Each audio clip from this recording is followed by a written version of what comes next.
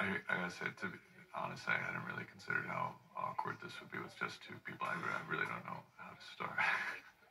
Riley, alcohol. Hi, Riley. All right, would you object if I began with Serenity? Yeah, I guess. All right. God grant you the serenity to accept the things I can. Maybe we should do it together. To accept the things I cannot change, courage to change the things I can, and the wisdom to know the difference. Amen. We're off, so how do you want to do this? I think we just talk. Okay.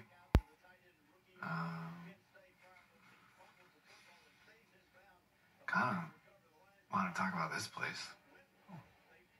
Right here, Bev Keane was encouraging people to take the settlements from the oil companies almost from the start. It seemed like a lot of money, I guess, until you hold it up against a couple of years of lost wages, but not a lot of people really doing that math back then. And there's Bev Keane saying, go ahead, take the cash. It's a gift from God. Maybe give a little back to God while you're at it. And they do. Take the money, they turn around, they hand some of it right to the church, which, with Pruitt being sick as he was, means they really were giving it to her. And that won't look right, I guess, so lo and behold, she builds this rec center. Who knows if it actually cost as much as people gave her. So many of them gone now, there's really no way to know for sure. Catholic Church in a nutshell, all over the world. These small, starving villages with big, fancy churches. Getting bigger and fancier while the towns dry up. Churches just popping up like that. Plump little ticks sucking the town dry. Okay, so we can safely say you're not practicing. That's safe. Not always the case, though. You were an altar boy. Does that surprise you?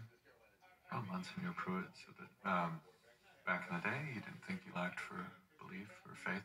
Yeah, I'd rather not go too far down that road tonight. I mean, you seem like a nice guy. You're doing me a favor. I just not want to offend you. It's tough to do.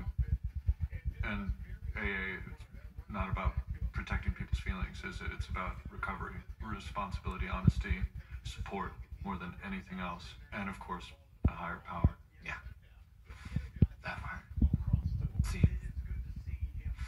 it's not the only game in town as far as recovery. Have you ever heard of RR? RR? AA for Pirates. Oh. Rational recovery. It's based more on reason and psychology. It's about empowering people instead of saying they're powerless. So you're the higher power. Is that how it works? Addictive voice recognition technique. That's how it works. AVRT. Recognizing the addictive voice inside. It's not that I want to drink, it's that the addictive voice wants to, the AV. So you learn to identify it, separate it, control it. Being your own higher power, how is that working out for you? Haven't had a drop in 4 years. Not much of a selection in prison, though, is there?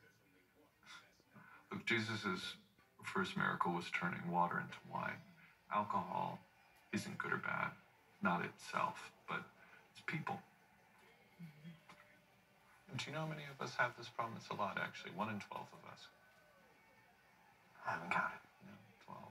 That's a funny coincidence. That number pops up a lot in the Bible. But there's 1 in 12 of us for whom alcohol, this thing which isn't good or bad, causes great suffering. Caused you suffering. I know it did that. God can take that pain and turn it into something good, something with purpose. Suffering can be a gift.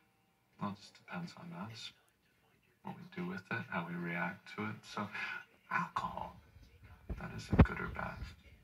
And the same with guilt, grief, suffering.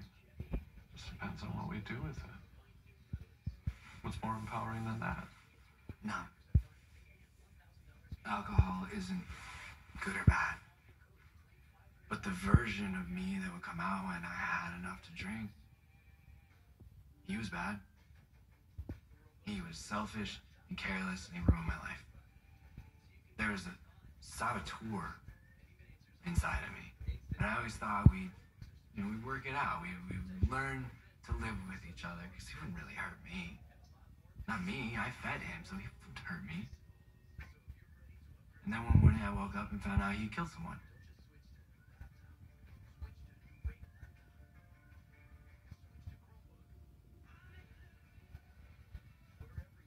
I killed someone. So who's to blame there? I am to blame there. God. But he just kind of let it happen, didn't he? See, that's the part I cannot square. Because you're right, there's so much suffering in the world. So much. And then there's this higher power. This higher power who could erase all that pain, just wave his hand and make it all go away, but doesn't? No. No, thank you. The worst part is that it lets all the rest of us off the hook. We can all just stand by and watch Lisa Scarborough wheel herself around town. We can watch Joe Collie slowly drink himself to death. We can watch so many people just slip into these bottomless pits of awful, and we can stand it. We can tolerate it because we can say things like God works in mysterious ways. Like there's a plan, like something good's gonna come out of it. Nothing good came out of my drinking. Nothing good came out of me killing that poor girl. Nothing good came out of Joe Collie's drinking, and not a single good thing comes out of Lisa never being able to walk again.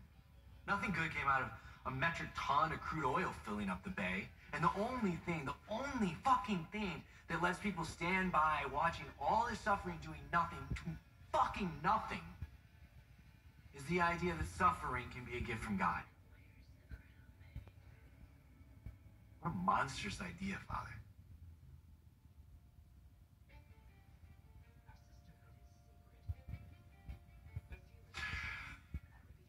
Look, there's nothing in the scripture or in the world for that matter that suggests God negates personal accountability. There's certainly nothing in the program to suggest that, not at all, in fact. I believe God can take our work, even our awful works, and turn them into something else. I know he can find the good in them, find the love in them, whether we see it or not. That I know. Riley Flynn. That I know.